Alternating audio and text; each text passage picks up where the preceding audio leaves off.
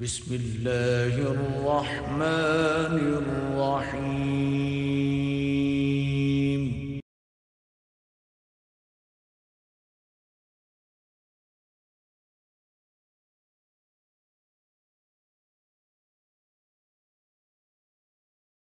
الحمدللہ رب العالمین والصلاة والسلام علی سید الانبیاء والمرسلین اما بعد اعوذ باللہ من الشیطان الرجیم بسم اللہ الرحمن الرحیم انما حرم علیکم المیتۃ والدم ولحم الخنزیر وما اہل بہ لغیر اللہ فمن اضطر غیر باغ ولا عاد فلا اثم علیہ ان اللہ غفور رحیم صدق اللہ العظیم اللہم صلی علی محمد وعلی آل محمد وبارک وسلم رب اشرح لی صدری ویسر لی امری واحلل عقدۃ من لسانی یفقہوا قولی واجعل لی وزیرا من اہلی آمین یا رب العالمین۔ ناظرین کرام السلام علیکم ورحمۃ اللہ وبرکاتہ۔ پروگرام بصیرت القرآن میں خوش آمدید۔ الحمدللہ آج ہم 45واں پروگرام آپ کی خدمت میں پیش کر رہے ہیں۔ قاری سلمان صاحب نے قرآن حکیم کی آیات کی تلاوت کے ذریعے الحمدللہ پروگرام کا باقاعدہ آغاز فرما دیا ہے۔ آج کی نشست میں انشاءاللہ ہم سورۃ البقرہ آیات 173 تا 176 کا مطالعہ کریں گے۔ 173 سے 176 تک کی آیات کا مطالعہ آپ کی خدمت میں پیش کیا جائے گا۔ ہمارے ساتھ اسٹوڈیوز میں ہمارے نوجوان ساتھی، انتہائی نوجوان ساتھی موجود ہیں، قرآن اکیڈمی سے تشریف لاتے ہیں۔ السلام علیکم ورحمۃ اللہ وبرکاتہ۔ وعلیکم السلام ورحمۃ اللہ وبرکاتہ۔ کیسے ہیں آپ لوگ؟ الحمدللہ۔ تیار ہیں آج کے پروگرام کے لیے؟ جی ناظرین کرام، سب سے پہلے ہم سب کی یاد دہانی کے لیے، موٹیویشن کے لیے نبی اکرم صلی اللہ علیہ وسلم کا ایک مبارک فرمان آئیے قرآن سیکھیں اس حوالے سے۔ فرمان نبوی صلی اللہ علیہ وسلم ہے، اللہ تعالیٰ فرماتا ہے کہ جس شخص کو قرآن نے مشغول رکھا میرے ذکر اور مجھ سے دعا کرنے سے تو میں اسے اس سے افضل عطا کروں گا جو دیگر دعا کرنے والوں کو عطا کرتا ہوں۔ یہ روایت ہے جامع ترمذی میں کہ قرآن کے پڑھنے پڑھانے میں، سیکھنے سکھانے میں کوئی مشغول رہے اور دعا نہ کر سکے تو وہ محروم نہیں رہے گا، بلکہ دیگر دعا کرنے والوں سے بڑھ کر اللہ تعالیٰ اس قرآن کی مصروفیت کی وجہ سے اس کو عطا کرے گا۔ اور ناظرین کرام، ہم تو اس پروگرام میں الحمدللہ قرآن کی بصیرت حاصل کرنے کی ہی کوشش کر رہے ہیں۔ آئیے سب سے پہلے جو آیات آج تلاوت کی گئیں ان کا ترجمہ سمجھتے ہیں۔ البقرہ آیات 173 تا 176، آئیے ترجمہ سمجھتے ہیں۔ ارشاد ہوا اللہ سبحانہ وتعالیٰ کی طرف سے، اس اللہ نے تو تم پر حرام کیا ہے صرف مردار اور خون اور خنزیر کا گوشت، اور جس جانور پر ذبح کرتے ہوئے اللہ کے سوا کسی اور کا نام پکارا جائے، پس جو مجبور ہو جائے بھوک سے لیکن وہ نہ سرکش ہو اور نہ حد سے بڑھنے والا، تو اس پر بقدر ضرورت کھا لینے میں کوئی گناہ نہیں، بے شک اللہ تو بہت بخشنے والا، ہمیشہ رحم کرنے والا ہے۔ بے شک جو لوگ چھپاتے ہیں اس کتاب کو جو اللہ نے نازل کی ہے اور لیتے ہیں اس حق کے چھپانے پر تھوڑی سی قیمت، وہ نہیں بھرتے اپنے پیٹوں میں مگر آگ، اور بات تک نہ کرے گا ان سے اللہ قیامت کے دن، اور نہ ہی ان کے گناہ بخش کر انہیں پاک کرے گا، اور ان کے لیے دردناک عذاب ہے۔ یہ وہ بد نصیب ہیں جنہوں نے خرید لی گمراہی ہدایت کے بدلے میں اور عذاب بخشش کے بدلے میں، تو وہ کیا ہی صبر کرنے والے ہیں دوزخ پر۔ یہ سزا اس لیے ہے کہ اللہ نے نازل کی ہے کتاب حق کے ساتھ، اور بے شک وہ لوگ جو اختلاف کرتے ہیں کتاب کی تعلیمات میں وہ یقیناً بہت دور کی گمراہی میں ہیں۔ ناظرین کرام، آپ نے ترجمہ سماعت فرمایا سورۃ البقرہ آیت نمبر 173 تا 176 کا۔ آئیے اب اپنی ترتیب کے مطابق آگے چلتے ہیں اور ترجمے کے بعد سب سے پہلے ربط آیات کو جاننے کی کوشش کرتے ہیں۔ ربط آیات کا مفہوم کون بتائے گا آج ہم سب کی یاد دہانی کے لیے؟ جی عابد۔ پچھلی آیات کا اس آیت سے کیا تعلق ہے؟ وہ ربط آیات کا ماشاءاللہ، ربط آیات اصل میں لنکیج ہے۔ پچھلی آیات جو ہم نے سمجھی پچھلے پروگرام میں اور آج جن آیات کا مطالعہ کر رہے ہیں ان کے درمیان آپس میں ربط کیا ہے۔ آئیے دیکھتے ہیں آج کی آیات کا تعلق پچھلی آیات سے۔ ربط آیات کے ذیل میں لکھا ہے، گزشتہ آیات میں شرکیہ رسوم اور کفریہ اعمال کا ذکر تھا۔ मुशरिकीन मक्का जिन मुशरिकाना रसूमात में और आमाल में मुब्तला थे उसका जिक्र था। आज जो हम बात समझेंगे वो क्या है। अब इन आयात में अल्लाह ताला की हराम करदा बातों का बयान है, उनकी गलत बातें और वो जो हलाल हराम के खुद फैसले कर लिया करते उसकी निगेशन थी। अब ये बताया जा रहा है कि अल्लाह ताला ने किन बातों को हराम करार दिया है, उनका तज़किरा आज की आयात में इंशाअल्लाह हम समझेंगे। नाज़रीन किराम, रब्ते आयात के बाद आपके इल्म में कि हम तारुफ को समझते हैं कि जिन आयात का जब मुताला करेंगे किन किन मौज़ूआत को समझेंगे। आइए तारुफ के ज़ेल में समझते हैं। पहली बात लिखी है, अल्लाह ताला की हराम करदा चंद बातों का जिक्र, 4 बातों का जिक्र आएगा जो अल्लाह ताला ने हराम फरमाई हैं, उनको समझेंगे। दूसरी बात, उलमाए सू पर अल्लाह के गज़ब का तज़किरा। उलमा का लफ्ज़ हम जानते हैं, सू कहते हैं बुरे को, तो कौन से उलमा? बुरे उलमा। बुरे उलमा पर अल्लाह का गज़ब होगा, उनका तज़किरा आज की आयत में इंशाअल्लाह हम समझेंगे। नाज़रीन किराम, रब्ते आयात और तारुफ के बाद हम आयत का तज़किरा करते हैं। एक एक आयत में किस मौजू पर गुफ्तगू होती है उसको समझते हैं। आइए आज की ज़ेर मुताला आयत का तज़किरा करते हैं। सबसे पहले अल बकरा आयत 173, यहाँ पे जो गुफ्तगू है वो है हराम अशिया का बयान। 4 बातें जो अल्लाह ताला ने हराम फरमाई उनका जिक्र आएगा। उसके बाद आयत नंबर 174 है उलमाए सू पर अल्लाह के गज़ब का बयान। उलमाए सू पर अल्लाह के गज़ब का बयान। फिर आयत नंबर 175 है आग का सौदा करने वालों का जिक्र, जिन्होंने दुनिया के कुछ मज़े तो उड़ाए मगर नतीजतन क्या मिलेगी उनको? जहन्नम की आग, उनका तज़किरा आएगा आयत नंबर 175 में। और आखिरी आयत आज हम समझेंगे आयत नंबर 176, जिसमें जिक्र है अल्लाह की किताब में इख्तिलाफात करना बहुत बड़ी गुमराही है। अल्लाह की किताब में इख्तिलाफात करना बहुत बड़ी गुमराही है, ये जिक्र आएगा अल बकरा आयत नंबर 176 में।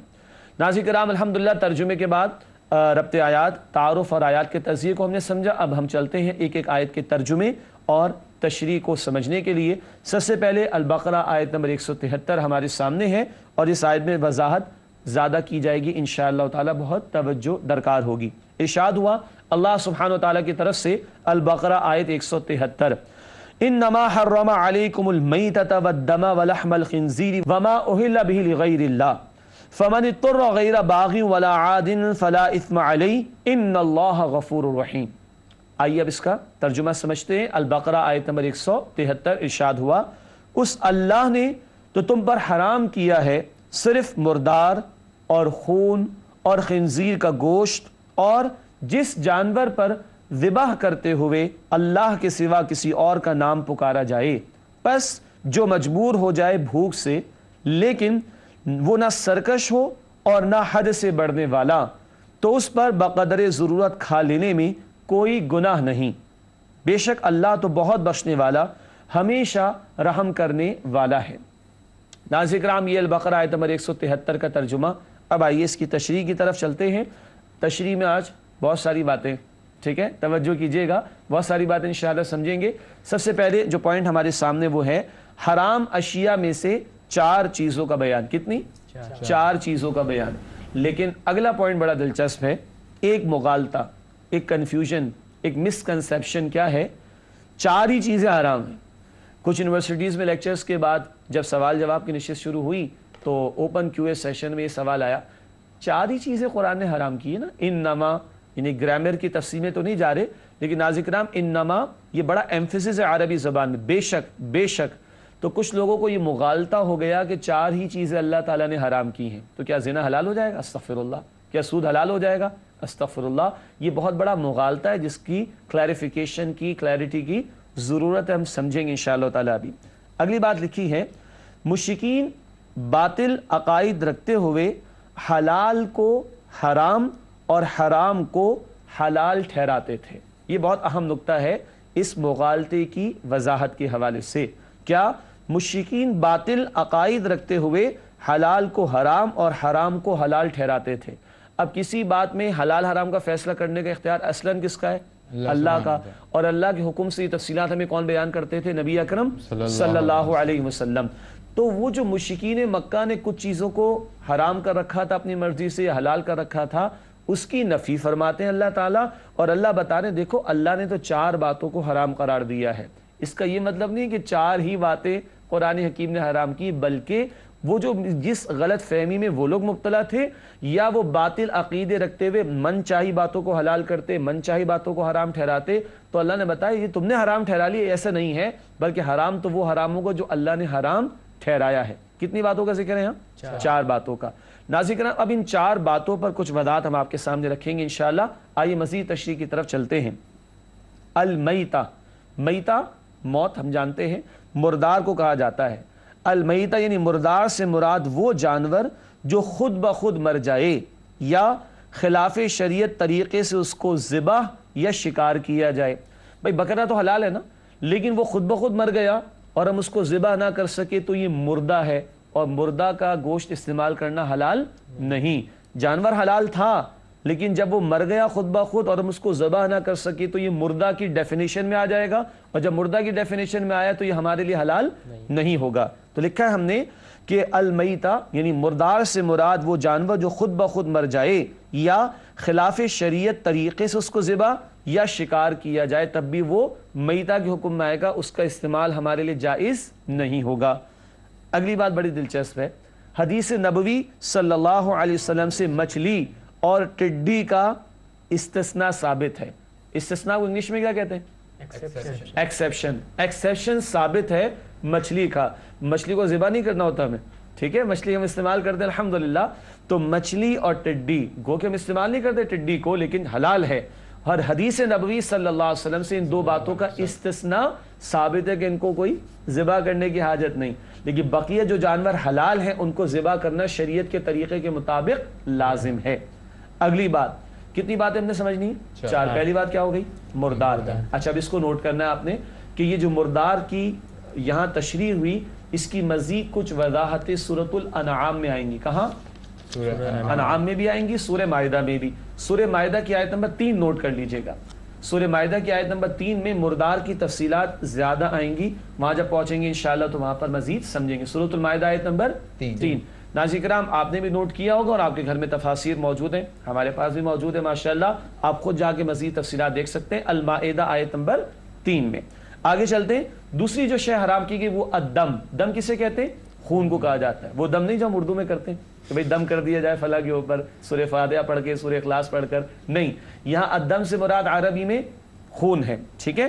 لکھا ہے ہم نے آگے تشریح میں، دیکھیے گا، الدم سے مراد بہتا ہوا خون جو جانور کو ذبح کرتے وقت نکلتا اور بہتا ہے۔ تو کون سا خون مراد ہے؟ بہتا ہوا۔ یہ وضاحت انعام میں آئے گی، سورہ انعام آیت 146 میں انشاءاللہ۔ سورۃ الانعام آیت نمبر 146 میں بہتے ہوئے خون کی وضاحت انشاءاللہ آئے گی۔ تو الدم سے مراد بہتا ہوا خون جو جانور کو ذبح کرتے وقت نکلتا اور بہتا ہے۔ حلال جانور ذبح کی جو خون نکلتا ہے اس وقت اور بہتا ہے، وہ خون استعمال کرنا حرام ہے۔ اگلی بات، اس میں بھی ایکسیپشن لکھا ہے، حدیث نبوی صلی اللہ علیہ وسلم سے کلیجی اور تلی کا استثناء ثابت ہے۔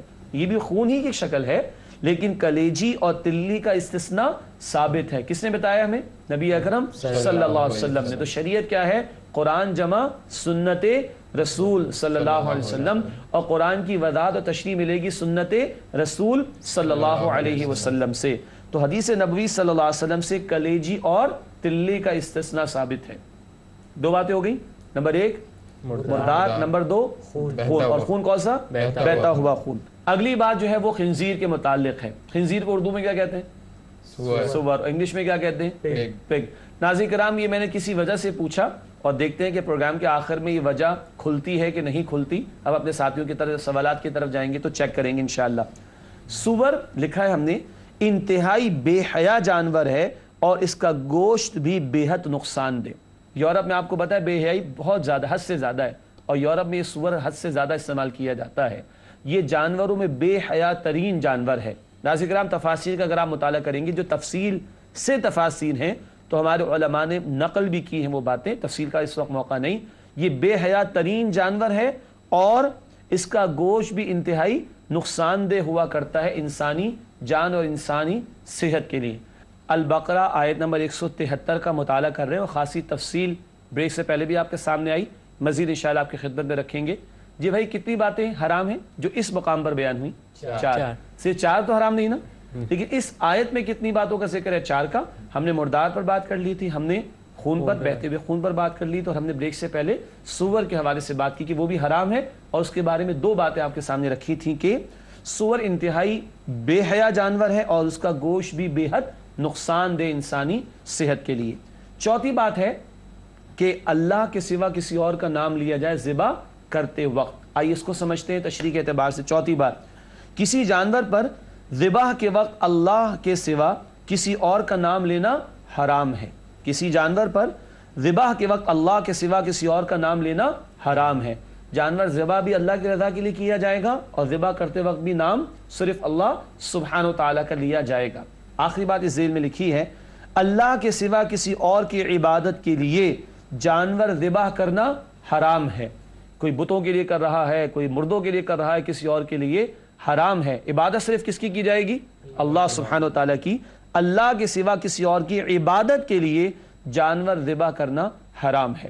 یہ چار باتوں کی حرمت کے حوالے سے چند بنیادی باتیں آ گئیں. اچھا دلچسپ بات ہے کہ 4 ہی مرتبہ قرآن نے ان کا ذکر کیا ہے. 2 حوالے میں نے آپ کو لکھوا دیے تھے، المائدہ کی آیت نمبر 3، الانعام کی آیت نمبر 146، تیسرا بھی لکھ لیں سورۃ النحل آیت نمبر 115، سورۃ النحل آیت نمبر 115. تو ناظرین کرام یہ 3 مقامات مزید ہیں جہاں ان 4 باتوں کی مزید تفصیلات انشاءاللہ آتی رہیں گی. اگلی ایک اہم بات ہے استثناء کے حوالے سے، ایکسیپشن کے حوالے سے. یہ 4 باتیں تو حرام ہیں جو بیان کر دی گئیں. اس کے بعد ذکر آیا تھا کہ جو مجبور ہو جائے مگر اس کا ارادہ سرکشی کا نہ ہو اور حد سے آگے نہ بڑھے تو گنجائش دی گئی. اب آئیے اس کو سمجھ لیتے ہیں. حرام چیزوں کے استعمال کی گنجائش 3 شرائط کے ساتھ. حرام چیزوں کے استعمال کی گنجائش 3 شرائط کے ساتھ. نہیں کہ جل چاہے تو کھاتے رہو، ایسا نہیں. حرام کی گنجائش دی گئی تو 3 شرطیں. نمبر 1، بھوک یا بیماری کی وجہ سے جان جانے کا خطرہ لاحق ہو اور اس حرام چیز کا کوئی بدل موجود نہ ہو. جان جا رہی ہے اور چلی جائے گی اور صرف حرام ہی شے کسی کے پاس ہے تو اس موقع پر حرام سے فائدہ اٹھانے کی اجازت ہے. یہ پہلی شرط ہے. ہاں دوسری شرط، اللہ کا باغی نہ ہو، یعنی جو چیز کھا رہا ہے اسے حرام ہی سمجھ کر کھائے، حلال نہ سمجھے. حرام کو حرام ہی سمجھے مگر شریعت نے اجازت دی کیونکہ جان بچانا بھی فرض ہے تو حرام کو حرام ہی سمجھ کر استعمال کرے، حلال نہ سمجھے. اور تیسری شرط ہے اتنا ہی کھائے جس سے اس کی جان بچ سکے. یعنی کہ خوب سیر ہو کر کھا رہا ہے اور مزے اڑانا شروع کر دے پھر اس کے بعد جان بچ گئی تو نہیں، بلکہ اتنا ہی کھائے جس سے اس کی جان بچ سکے. ناظرین کرام یہ بہت قیمتی اصول ہے. آج لوگوں نے سود کو بھی حلال کر لیا اور دیگر چیزوں کو بھی حلال کر لیا. استغفر اللہ.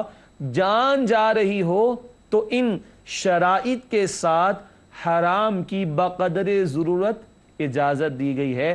پیٹ بھرنے اور تجوریاں بھرنے کی اجازت ہمارے دین نے نہیں دی. توجہ کرنے کی ضرورت ہے. ناظرین کرام آگے بڑھتے ہیں. اگلی آیات میں تشریح نسبتاً کم ہوگی انشاءاللہ. اگلی آیت سورۃ البقرہ آیت نمبر 174. اللہ تعالیٰ نے ارشاد فرمایا ان الذین یکتمون ما انزل اللہ من الکتاب ویشترون به ثمنا قلیلا اولئک ما یأکلون فی بطونہم الا النار ولا یکلمہم اللہ یوم القیامۃ ولا یزکیہم ولہم عذاب علیم. ترجمہ سماعت فرمائیے. البقرہ آیت نمبر 174. ارشاد ہوا بے شک جو لوگ چھپاتے ہیں اس کتاب کو جو اللہ نے نازل کی ہے اور لیتے ہیں اس حق کے چھپانے پر تھوڑی سی قیمت، وہ نہیں بھرتے اپنے پیٹوں میں مگر آگ اور بات تک نہ کرے گا ان سے اللہ قیامت کے دن اور نہ ہی ان کے گناہ بخش کر انہیں پاک کرے گا اور ان کے لیے دردناک عذاب ہے. آئیے آگے چلتے ہیں ناظرین کرام سورۃ البقرہ آیت نمبر 174 کی تشریح کی طرف. لکھا ہے پہلی بات تشریح میں، اہل کتاب تورات اور انجیل میں موجود نبی کریم صلی اللہ علیہ وسلم کی صفات و علامات لوگوں سے چھپاتے تھے. یہ بات تو بہت مرتبہ آ چکی. جانتے بوجھتے ان نشانیوں کو علامات کو انہوں نے چھپایا، اس کا ذکر اس آیت میں آیا ہے. اگلی بات، پچھلی آیات میں محرمات حسیہ کا بیان تھا. حس کسے کہتے ہیں؟ محسوس کرنے سے. ٹھیک ہے، میں ٹچ کر سکتا ہوں اس ٹیبل کو، یہ ٹچ ہو رہی ہے، یہ محسوس ہو رہی ہے. پچھلی آیات میں محرمات حسیہ کا بیان. بھائی سور کو ٹچ تو کیا جا سکتا ہے نا، مردہ جانور کو ٹچ تو حس ہے نا، ہم ٹچ کر سکتے ہیں، فیل کر سکتے ہیں. محرمات حرام سے پچھلی آیات میں محرمات حسیہ کا بیان تھا، اب محرمات معنویہ کا بیان ہے. ایک آدمی مال حرام کما رہا ہے، ابھی کھایا نہیں اس نے، یہ کمائی ہے تو حرام نہ، لیکن اس کو ٹچ تو نہیں کیا جا سکتا. ہاں وہ نوٹ ٹچ کیے جا سکتے ہیں، مگر اس کا حرام کمانے کا جو عمل لگ رہا ہے کہ یہ حرام ہے مگر ٹچ کرنا تو ممکن نہیں ہے. تو پچھلی بات محرمات حصیہ حصے، اور اب محرمات معنویہ کا بیان جو حقیقت کے اعتبار سے حرام، ان کا ذکر آ رہا ہے. بات واضح ہو رہی؟ الحمدللہ. تیسری بات تشریح میں لکھی ہے، اللہ کی نازل کردہ ہدایت کو مخلوق خدا سے چھپانا حرام ہے. تو کیا کرتے تھے ان کے علماء، تورات اور انجیل کے ماننے والوں کے علماء کیا کرتے تھے؟ ان باتوں کو چھپاتے تھے جن باتوں میں نبی اکرم صلی اللہ علیہ وسلم کی بشارات تھیں. تو یہ حق کو چھپانا یہ حرام ہے. تو جیسے سور کھانا حرام، ایسی حق کو چھپانا بھی حرام. اس نوعیت کا حرام اب اس آیت میں بیان ہو رہا ہے. اگلی بات لکھی ہے، کتمان حق پر اللہ کا غضب. کتمان کسے کہتے ہیں؟ چھپانا. ماشاء اللہ، بڑا اچھا ترجمہ کر دیا گیا، مشکل لفظ کی ترجمانی کر دی گئی، معنی بتا دیے گئے. کتمان کے معنی چھپانے کے. کتمان حق پر اللہ کا غضب. روز قیامت اللہ کلام بھی نہ فرمائے گا، نہ بات کرے گا، نہ ان کی طرف رخ فرمائے گا، نہ اللہ ان کو پاک فرمائے گا. اب ایک بہت اہم سوال ہے، آج اللہ تعالیٰ کی عطا کردہ ہدایت کو انسانیت تک پہنچانا امت مسلمہ کی ذمہ داری ہے. اب یہ قرآن اللہ کا آخری کلام ہے نا، کون پہنچائے گا؟ ہم نے پہنچانا ہے. ناظرین کرام، ختم نبوت کے بعد ہم مسلمانوں کی ذمہ داری ہے اللہ کے کلام کو انسانیت تک پہنچانے کی. کہیں ہم چھپا تو نہیں رہے؟ ان چھپانے والوں کا ذکر قرآن کر رہا ہے. اللہ ہمیں چھپانے والوں میں نہ بنائے بلکہ پہنچانے والوں میں شامل فرما دے. آمین. آگے چلتے ہیں، آیت نمبر 175 سورۃ البقرہ. اللہ تعالیٰ نے ارشاد فرمایا، اولئک الذین اشتروا الضلالۃ بالہدی والعذاب بالمغفرہ فما اصبرهم علی النار. اللہ اکبر. ترجمہ سماعت فرمائیے ناظرین کرام، سورۃ البقرہ آیت نمبر 175. ارشاد ہوا، یہ وہ بد نصیب ہیں جنہوں نے خرید لی گمراہی ہدایت کے بدلے میں اور عذاب بخشش کے بدلے میں، تو وہ کیا ہی صبر کرنے والے ہیں دوزخ پر. استغفر اللہ. بڑا حوصلہ ان کا گویا کہ جہنم کی آگ کو چھونے اور برداشت کرنے کی تیاری کر رہے ہیں. استغفر اللہ. فما اصبرهم علی النار، تو کیا ہی وہ صبر کرنے والے ہیں دوزخ کی آگ پر. اللہم اجرنا من النار. اے اللہ ہم سب کو آگ کے عذاب سے محفوظ فرما. آمین. آئیے ناظرین کرام اس کی تشریح دیکھتے ہیں. البقرہ آیت نمبر 175 کے حوالے سے پہلی بات لکھی ہے تشریح میں، گمراہی کی انتہا، امانت میں خیانت کر کے دنیا کا معمولی اور حقیر معاوضہ حاصل کر رہے ہیں. اللہ نے جو ہدایت عطا فرمائی تھی جس میں آخری پیغمبر محمد کریم صلی اللہ علیہ وسلم کے بارے میں باتیں موجود تھی، اس کو چھپا کر یہ کیا کر رہے ہیں؟ اپنے لیے گمراہی کا فیصلہ کر رہے ہیں اور تھوڑا سا حقیر سا فائدہ دنیا کا حاصل کرنے کی کوشش کر رہے ہیں. گمراہی کی انتہا. اگلی بات لکھی ہے کہ اپنی پسند اور اختیار سے مغفرت کو چھوڑ کر عذاب کو اختیار کیا. یہ ہے بدترین گمراہی کہ آخرت کے عذاب کو اپنے لیے تیار کر رہے ہیں دنیا کے چند ٹکوں کی خاطر، دنیا کا تھوڑا سا فائدہ اٹھانے کی خاطر.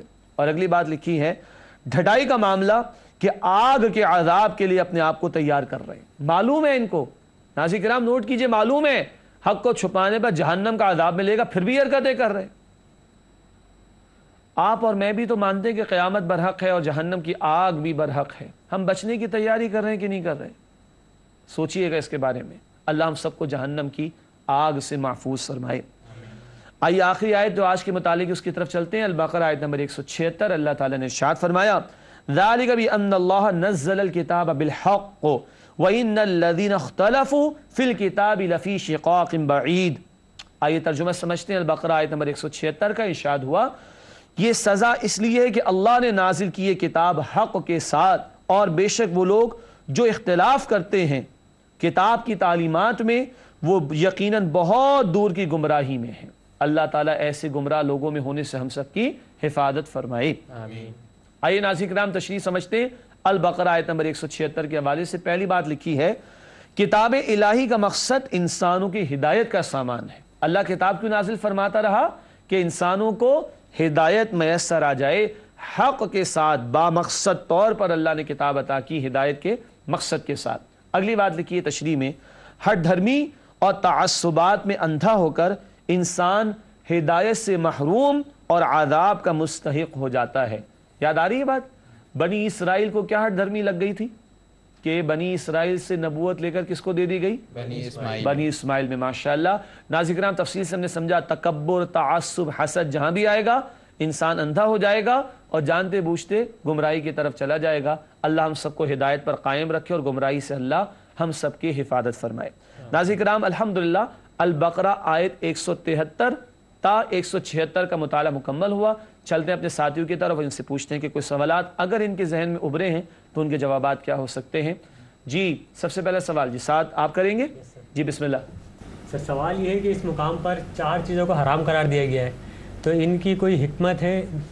ماشاءاللہ ماشاءاللہ، یعنی کہ ایک واقعہ ہم ناظرین کرام کچھ عرصے کے بعد پڑھیں گے، ابراہیم علیہ السلام کا واقعہ سورۃ البقرہ میں، وہ دلیل ہے اس سوال کے لیے، ورنہ اصولی بات کیا ہے، جب اللہ نے حرام قرار دے دی تو بات ختم۔ اللہ ہمارا مالک، ہم اس کے بندے، جو حکم دے گا ہمیں ماننا ہوگا۔ ہاں ہم نے مان لیا، اب ماننے کے بعد سمجھنا چاہیں تو منع بھی نہیں ہے۔ سوال ہے کہ 4 چیزیں جو حرام کی گئی ان میں کوئی حکمت بھی ہوگی، 1-2 کا اشارہ بھی ہوا۔ وہ جانور کہ جس کو ذبح نہ کیا گیا ہو، حلال جانور، اور خود بخود مر گیا، وہ میتہ ہے، مردار، اس میں وہ پھر بیکٹیریاز اور جراثیم پیدا ہو جاتے ہیں کہ جو انسانی صحت کے لیے نقصان دہ۔ جب ہم جانور کو ذبح کر لیتے ہیں، وہ خون بہہ جاتا ہے تو مائکروبز یا اس طرح کے کچھ جراثیم وغیرہ وہ نکل جاتے ہیں، تو اب جو گوشت ہے وہ ہمارے لیے صاف ستھرا ہوگا اور ہم انشاءاللہ اللہ کے حکم سے، اصلاً تو اللہ کا حکم ہے، بیماریوں سے بچ سکیں گے۔ سور کے بارے میں بتایا تھا نا، بے حیا ترین جانور، اور اس کا اثر انسان پر بھی آئے گا جو اس کا گوشت استعمال کرتا ہے، اور اس کے خون کے اندر ایسی ہر چیزیں موجود ہیں جو انسانی صحت کے لیے انتہائی نقصان دہ ہیں۔ اور بہتا ہوا خون وہ انتہائی، اس میں وہ جراثیم وغیرہ ہوتے، جیسے کہ میں نے عرض کیا کہ جس میں انسانی صحت کا نقصان ہے تو وہ بھی منع کر دیا گیا۔ اللہ کے سوا کسی اور کی عبادت کے لیے یہ تو عقیدے کا بگاڑ۔ تو جہاں ہمارے جسم کو ہمارا دین سلامتی دینا چاہتا ہے، وہاں ہماری روح کو بھی سلامتی دینا چاہتا ہے، تو کبھی وہ چیزیں حرام کی جاتی ہیں جو جسم کے لیے نقصان دہ ہوتی ہیں، کبھی وہ چیزیں اللہ نے حرام کی جو ہماری روح کے لیے نقصان دہ ہو سکتی ہیں۔ جی اگلا سوال فرید آپ کریں گے؟ جی یہاں پہ یہودیوں کے بارے میں بتایا گیا کہ تھوڑی سی قیمت دے کے وہ اللہ کی آیت پہ بیچتے تھے، تو یہاں پہ تھوڑی سی قیمت کا مطلب کیا ہے، اور آج کے دور میں اس سے کیا مطلب لیا؟ ماشاءاللہ، آخری سا سوال کا بڑا قیمتی، آج اس سے کیا مراد ہو سکتی؟ یہ بات ہم نے پہلے بھی پڑھی، فرید نے آج ہمیں پہلی مرتبہ ہمارے پروگرام میں جوائن کیا، مگر اچھی بات ہے کہ سوال آگے ہمارے سامنے، جب اللہ تعالیٰ باتوں کو بار بار دہرا رہے تو ہم بھی دہراتے رہیں گے انشاءاللہ کہ تھوڑی سی قیمت سے مراد کیا ہے۔ جب ان لوگوں نے ہٹ دھرمی اور تعصب کی وجہ سے نبی اکرم صلی اللہ علیہ وسلم کے رسالت کا انکار کر دیا اور دنیا کے چند ٹکے کما لیے، کیوں؟ لوگ ان کی عزت کرتے تھے ان کے عالم ہونے کی بنیاد پر، مگر یہ کون سے علماء تھے؟ علماء سو، برے علماء، تو ان کو چودراہٹ حاصل تھی، ان کو پیسے ملتے تھے، نذرانے چڑھاوے، پتہ نہیں کیا کچھ ملتے ہوں گے۔ تو جب انہوں نے محسوس کیا کہ اگر ہم نبی اکرم صلی اللہ علیہ وسلم کو مان لیں گے تو ہماری چودراہٹ تو ختم ہو جائے گی، ہمیں جو مال ملتا ہے وہ ختم ہو جائے گا۔ جب دنیا جاتی بھی دیکھی تو دنیا کمانے کے چکر میں نبی اکرم صلی اللہ علیہ وسلم کی رسالت کا انکار کیا۔ کتنا کما لیں گے؟ قرآن کہتا ہے جتنا بھی کما لے آخرت کے مقابلے میں بہت ہی تھوڑا اور بہت ہی حقیر ہوگا۔ آج اپلیکیشن کیا؟ آج حق ہمارے پاس آ گیا نا، ہم اس کو چھوڑ کر دنیا پرستی میں مبتلا تو نہیں ہو جائیں گے؟ تو اللہ کے کلام کو، اللہ کے نبی علیہ السلام کی تعلیم کو فراموش کر کے کتنی دنیا بنا لے وہ بہت ہی حقیر ہوگی، آخرت میں اس کی کوئی حیثیت نہیں ہوگی۔ ٹھیک ہے جی عابد، آپ کے پاس کوئی سوال؟ جی معاشرے میں یہ بات عام ہے کہ سور کا لفظ زبان سے نکالنے سے زبان ناپاک ہو جاتی ہے اور دعا وغیرہ قبول نہیں ہوتی۔ کتنے دن تک کے لیے؟ 40 دن تک۔ اللہ ناظرین کرام، یہ وہ بات تھی جو میں نے آپ کو ترجمہ کر کے بتایا تھا کہ خنزیر کو انگلش میں پگ کہتے ہیں، PIG، اور اردو میں سور کہتے ہیں، عربی میں خنزیر کہتے ہیں۔ اب یہ بہت بڑی غلط فہمی ہمارے معاشرے میں۔ اچھا سوال آبی کے عابد کی طرف سے کہ ہم اگر سور کا لفظ زبان پر لائیں گے تو ہماری زبان ناپاک ہو جائے گی، 40 دن تک نماز قبول نہیں ہوگی، دعا قبول نہیں ہوگی۔ ارے بھائی، ہم نے قرآن میں بھی تو پڑھا، خنزیر کئی مرتبہ یہ لفظ آیا، 4 سے زائد مرتبہ، 4 مقامات لکھوا بھی دیے، اس کے علاوہ بھی 1-2 مرتبہ آیا ہے۔ تو ایک آدمی جو مستقل قرآن پڑھے گا اس کی زبان کے پوری زندگی ناپاک رہے گی؟ استغفر اللہ، نہیں، وہ تو ہم سور کہتے ہیں۔ تو بھائی عربی میں جس کو ہم خنزیر کہتے ہیں، انگلش میں ہم اسے پگ کہتے ہیں، کیا وہ اردو میں سور کہنے سے پاک ہو جائے گا کیا؟ ارے وہ ناپاک ہی رہے گا۔ تو عربی میں کہیں تو وہ خنزیر ہی کہلائے گا۔ تو ایسا کچھ نہیں ہے۔ ہاں وہ بے حیا جانور ہے، اللہ تعالیٰ اس سے محفوظ رکھے، اس کے گوشت کا استعمال وغیرہ وہ تو حرام ہے، لیکن یہ کہنا کہ یہ لفظ زبان پر آئے گا تو زبان ناپاک ہو جائے گی، ایسا کچھ بھی نہیں ہے۔ ناظرین کرام، الحمدللہ سوالات اور ان کے جوابات آپ کی خدمت میں پیش کیے گئے۔ پروگرام کے آخری حصے میں آپ جانتے ہیں کہ مختصر کچھ سیگمنٹس ہوتے ہیں۔ سب سے پہلے قرآنی معلومات کے ذیل میں آج جو نقطہ آئی اس سے دیکھتے ہیں۔ لکھا ہے قرآن کریم میں 26 انبیاء اور رسول کا نام لے کر ان کا تذکرہ کیا گیا ہے۔ رسول جمع ہے رسول کی، رسول کی جمع کیا ہے؟ رسول، اور نبی کی جمع انبیاء۔ تو آسان ہے۔ اب آپ کہیں گے سر آپ ہم سے اتنی آسان سی باتیں پوچھ رہے ہیں؟ نہیں ناظرین کرام، بہت سے نوجوان بچے اور بچے بھی ہمارے پروگرامز دیکھ رہے ہوتے ہیں، تو ہمیں سب کو انشاءاللہ ساتھ لے کر چلنا ہے۔ تو قرآن کریم میں 26 انبیاء اور رسول کا نام لے کر ان کا تذکرہ کیا گیا ہے۔ انبیاء تو بہت تھے، جیسے مشہور روایت ہے 1,24,000، نام کتنوں کا قرآن میں آیا؟ 26 کا۔ ناظرین کرام آگے چلتے ہیں اور حاصل مطالعہ کا سیگمنٹ ہے۔ ہاں، آج ہم نے کن باتوں کو سمجھا، ان میں سے چند پہلو آپ کی خدمت میں۔ سب سے پہلی بات، کسی حال میں بھی اللہ کے حکم سے بغاوت جائز نہیں۔ حرام کھانے کی اجازت کتنی شرائط کے ساتھ تھی؟ تب بھی حرام کو حرام سمجھا جائے گا، حلال نہیں۔ کسی حالت میں بھی اللہ کے حکم سے بغاوت جائز نہیں۔ دوسری بات، اسلام دین کامل ہے جو ہر طرح کے معاملات کے لیے رہنمائی دیتا ہے۔ جان جا رہی ہے تو کتنا پیارا رسول دین نے دیا، جان بچا لو، یہ ہمارا دین ہے۔ یہ دین میں آسانی بھی ہے، یہ دین میں فلیکسیبلٹی بھی ہے، مگر وہ آسانی جو اللہ نے عطا فرمائی، وہ فلیکسیبلٹی جو اللہ نے عطا فرمائی اپنی مرضی سے نہیں، جو اللہ اور اللہ کے رسول صلی اللہ علیہ وسلم نے فلیکسیبلٹی اور آسانی بتائی، وہ ہے ہماری دین کی خوبصورتی۔ تیسری بات حاصل مطالعہ میں ہے، حق کا چھپانا بدترین گناہ ہے۔ جیسے کہ یہود و نصارہ نے حق کو چھپانے کی کوشش کی، بدترین گناہ ہم نے سمجھا۔ اور آخری بات حاصل مطالعہ کے ذیل میں ہے، جو دنیا پرست حق کو چھپاتے ہیں روز قیامت اللہ کے عذاب میں گرفتار ہوں گے۔ جو دنیا پرست حق کو چھپاتے ہیں، چاہے تھوڑی قیمت لے لیں، روز قیامت اللہ کے عذاب میں گرفتار ہوں گے۔ اللہ اس عذاب سے ہم سب کی حفاظت فرمائے۔ ناظرین کرام، اگلا ہمارا سیگمنٹ ہوتا ہے جائزہ۔ کہاں ہم کھڑے؟ آئیے دیکھیں۔ پہلا سوال، کیا ہم اللہ کی حرام کردہ باتوں کو جانتے اور ان سے بچنے کی کوشش کرتے ہیں؟ آج تو 4 کا ذکر آیا، لیکن مستقل ہمیں دین کا علم حاصل کرنا ہے تاکہ ہمیں معلوم ہو کہ اللہ نے کن باتوں کو حرام قرار دیا اور ان سے ہمیں بچنا بھی ہے۔ دوسرا سوال جائزے کے طور پر، ہم پر حق واضح ہو چکا ہے تو کیا حق بیان کرتے ہیں یا چھپاتے ہیں؟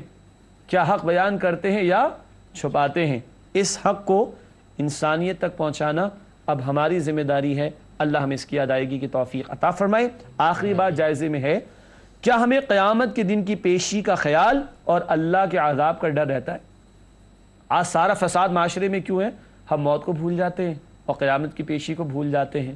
ہم بھی سوچیں کہ کل اللہ کے سامنے ہمیں کھڑا ہونا ہے، یقین ہوگا اعمال کی اصلاح ہو جائے گی انشاءاللہ۔